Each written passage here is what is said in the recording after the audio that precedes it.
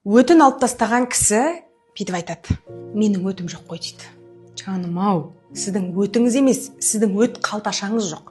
Өт көп. Өтіңізді алдырып тастағаннан бастап өт көбейген соншалық бауырдан ішекке дейін баратын өттің жолы кеңейіп кетті және бауырды үлкейтіп жатыр. Ең жаман не екенін білесіз ба? Ең жаман сізді миыңызды уландырып жатыр. Жақында бір танысым, туысым келіп сұрады да: менің аяғым ауыра береді, оң жақ қабырғам ауыра береді. Өтті тазалау керек қой, менің өтім жоқ қой дейді.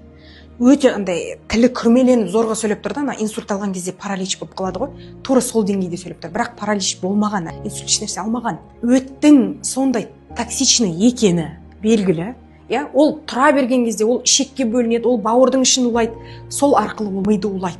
Мидың сөйлеу орталығын блоктайды. Дәл солай адамның өмірінің сапасына қатты әсер етеді. Ол дұрыс тамақ іше алмайды, ол үнемі аш шыдам келе береді, өмірді полноценно сүре алмайды. Ары қарай ол фиброзға ұласады, фиброздан циррозға ұласады, содан ары қарай қиналып қаласыз. Сондықтан өтін алған кісілер сіздерге тапсырма: өтіңізді тазалатыңыз, жақсылап тұрып. Өт тазалаған кезде өт қабы жоқ қой, бірақ сіз бауырдың ішіндегі қаншама жылдар жиналған, бауырдың протоктары өте көп, соның ішінде жиналған өттің бәрі шығады. Сол кезде барып сіз сапалы өмір сүріп бастайсыз. Өтін алмаған адамға қарағанда өтін алған адам 10 есе күтім жасау керек.